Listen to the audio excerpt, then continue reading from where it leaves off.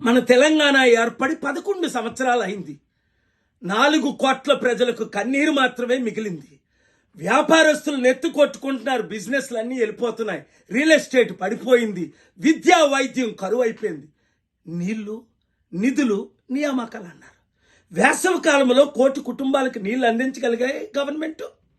నిధులైతే వాళ్ళకు మాత్రమే 100 కోట్లు, 1000 కోట్లు, కొంతమందికి లక్షల కోట్లు. మనకు మిగిలిందేటి? 4 కోట్ల ప్రజలకి 10 లక్షల కోట్లు అప్పు.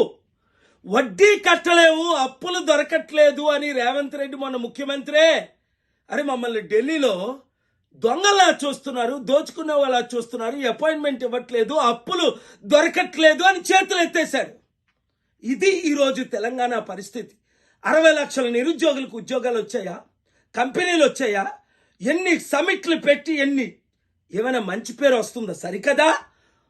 మహిళలకు క్షేమం లేదు, సేఫ్టీ లేదు, రోడ్ల మీద నడలేకపోతున్నారు.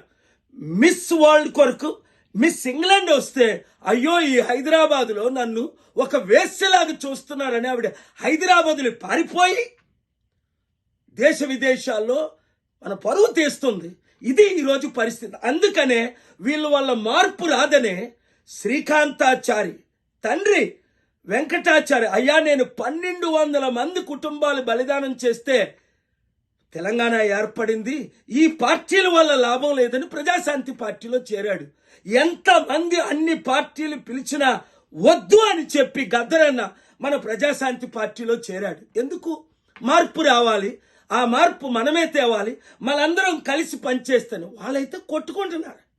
20 లక్షల వార్చి సరిపోదు, 200 కోట్ల రూపాయలు అపార్ట్మెంట్ దుబాయ్లో సరిపోదు, నాకు 100,000 కోట్లు కావాలి, అన్నకిచ్చిన ఆస్తి నాకు కూడా కావాలి. ఇది ఈరోజు తెలంగాణ పరిస్థితి. ఈ కుటుంబ పాలన వద్దు, ఈ కుల పాలన వద్దు, ఈ అవినీతి పాలన వద్దు, వారి పాలన మనకొద్దు. మన ప్రజలకు శాంతి రావాలంటే ప్రజాశాంతి పార్టీయే రావాలి, మన పార్టీయే రావాలి.